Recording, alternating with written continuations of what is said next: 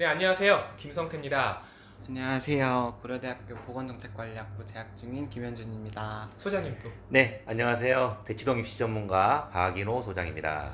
지난 영상에 이어서 고등학교 시절 입시 준비와 합격 포인트에 대해서 좀 이야기를 좀 나눠가 볼게요. 현준 학생이 이제 중학교 때 뭐 특목고를 가야 되는지 또는 일반고를 가야 되는지 이런 고민도 아마 해봤을 것 같아요. 사실 초등학교 때까지는 그냥 주변에 있는 중학교 가야지 이렇게 생각을 했고, 거기서도 그냥 처음엔 중위권, 중상위권 정도 하다가 이제 점점 올라가면서 제가 이제 영어를 좋아했어서 조금 그 외국어 고등학교를 준비해볼까 싶었는데, 이제 선생님이 변별력을 갖추신다고 이제 영어를 팍 내셔서 조금 성적이 안 좋아져서 결국에 외국어를 못 쓰고, 답이 정해져 있는 게 아니라 딱 학생이 직접 가보고 내가 여기서 잘할 수 있을 것 같은지를 판단하는 게 정답인 것 같아요. 결과적으로 이제 학교 선택에 대해서는 뭐 성공했다 이렇게 저는 자부하시겠네요. 너무 행복한 고교 시절을 보내서 현역으로 3년 만에 바로 이렇게 대학에 입학한 거죠. 네네네. 요즘 보기 드문. 보통 현역 학생들이 몇 퍼센트나 합격을 하죠? 정확하게 보자면은 한 6.5 대 3.5 정도. 그래서 한 6.5가 이제 현역 학생들이면 한 3.5가 이제 재수생. 뭐 이 정도라고 이제 봐도 무방할 것 같은데 네. 현역 학생들 중에 반수하는 학생도 하고 있다 보니까 네. 학년이 올라가고 이제 이렇게 되면 네. 이제 재수생하고 이제 현역 비율이 조금 어느 정도 비슷해지는 것 같아요. 그런데 이게 이제 분명한 건 이제 학과 특색이 또 좀 있고 현재 재학 중인 학부의 일반고 학생들하고 그다음에 우리가 소위 말하는 이제 자사고 특목고 학생들하고 비율은 어떻게 돼요? 저희 과 같은 경우는 생각보다 무슨 막 외국어고 바치다 뭐 이러진 않고요. 확실히 이제 학교 전반으로 보면 그 이제 이름이 자자한 고등학교들이 꽤 있는데, 과 이렇게 세세히 보면 생각보다 일반고 친구들 정말 많고, 약간 실질적으로 따지고 보면 한 반반 정도 되는 것 같아요. 반반 정도. 반반이면 굉장히 많은 거 아닙니까? 외고나 특목고에 재학 중인 학생 수와 일반고에 다니는 학생 숫자의 비율 차이가 굉장히 상당한데 결국에 상위권에 오는 합격한 친구들을 보면 이제 반반이라고 하는 건 굉장히 높은 비율로 합격률이 높은 건 우리가 부정할 수 없는 사실이긴 네. 하겠네요. 하지만 일반고 학생들도 충분히 이 좋은 학교에 진학할 수 있는 기회가 굉장히 기회가 열려 있다. 네, 그냥 입시 전형에서 차이인 거지, 이게 막 학교가 다르다 해서 합부를 결정짓는 요소는 아닌 것 같아요. 네. 우리는 오늘 자 일반고 졸업생의 이제 성공 스토리를 들어봐야 네. 되니까 자 우리 현준 학생이 고등학교 시절에 내신 성적이 어떤 이 변화를 좀 가져왔는지 그 부분에 대해서 좀 들어보고 싶거든요. 네. 그 제가 약간 어떻게 보면 상승곡선형이었어가지고 제가 이제 저희 학교가 인원이 조금 많았어요. 이게 몇 명이에요? 한 학년에 500명이었거든요. 음. 굉장히 많았고, 이제 그 중에 심화반이라 해서 조금 뭐 공부에 좀 더 신경 쓰는 친구들 이렇게 40명 정도가 있었는데, 이제 인문계열은 한 15명 정도 됐는데 제가 거기서 꼴찌였거든요. 그래서 500명 중에 그래도 한 넉넉하게 잡아도 한 6, 70등 안에는 들어갔을 거잖아요. 네.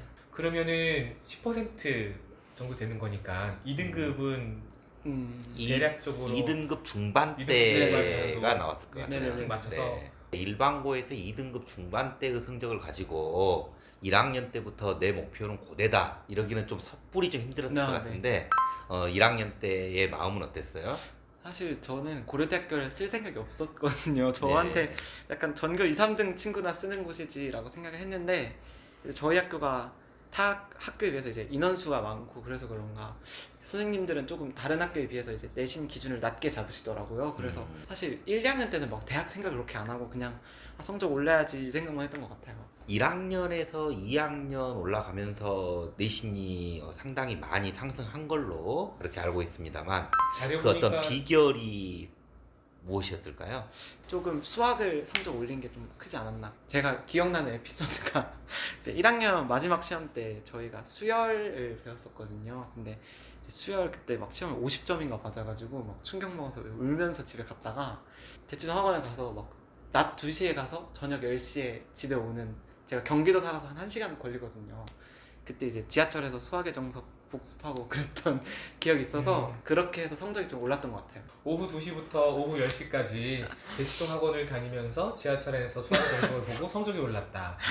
기승전 대치동 학원이 좋다. 아 그건 아닙니다. 왜냐면 학원을 갔던 이유는 제가 혼자 하는 연습이 안 돼 있어서 그랬던 거고, 아무래도 좀 제가 수학에 대해 너무 공포감이 많고 그러다 보니까 거의 다른 공부는 하지 않았고요. 수학에만 올인을 했던 거고.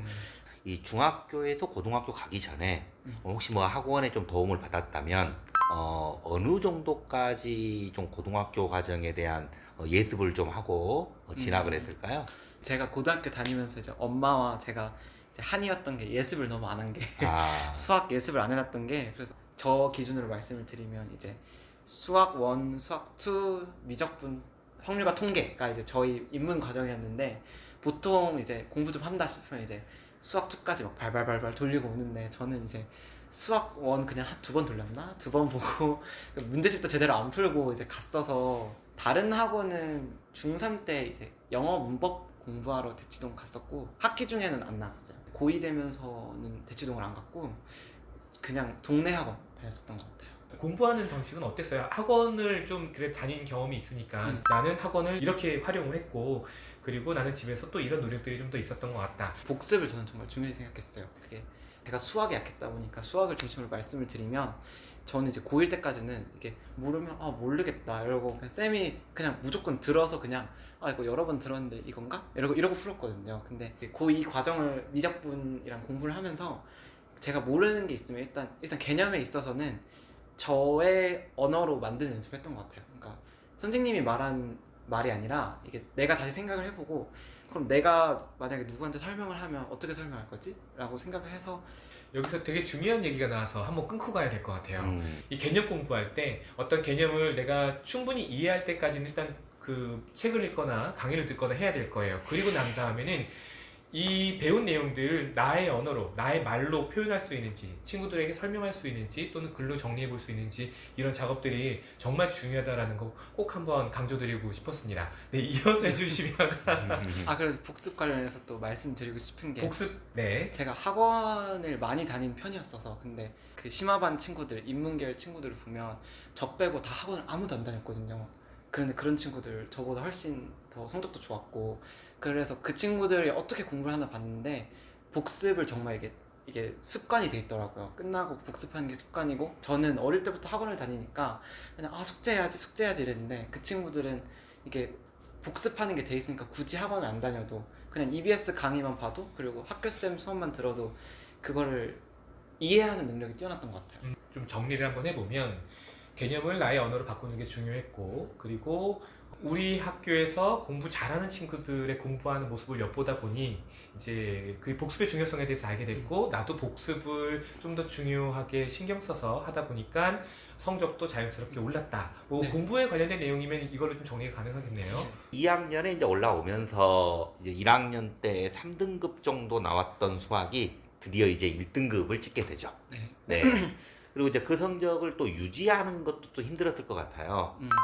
근데 이제 그 유지하는 어떤 과정은 어땠나요? 사실 그 수학도 저는 복습이 답이라고 생각을 하는 게, 이게 내신 문제, 아무리 어려운 내신 문제여도 결국에 수능을 벗어나게 내지는 않으시기 때문에, 특히 인문계열이면 다룰 수 있는 영역이 한정돼 있다고 생각을 했어요. 이게 최대한 똑같은 문제를 풀려 노력을 한 것 같아요. 그래서 정말 심한 문제는 그때 막 7번씩 막 풀고 그랬던 것 같아요. 여기서 내용을 잠깐 또 정리하고 바로 또 이어가도록 하겠습니다. 이어갈 때는 그 별다른 인사 없이 그냥 자연스럽게 이어가도록 할게요. 다음 영상에서 마저 이야기를 나누도록 하겠습니다. 지난 영상에 이어서 오늘도 우리 김현준 학생과 함께 대학에 들어가게 된 이야기부터 자기 전공에 대한 소개, 그리고 앞으로 다시 원래 그 연대생들은 보통 다 똑똑한데 고대생들도 이렇게 똑똑한지 오늘 알았습니다. 농담입니다. 네. 그거 이제 그 방학 때만 그랬고, 그 이후에는 이제 노래 듣고 다녔어요. 아름답게 마무리가 될 뻔했는데. 네.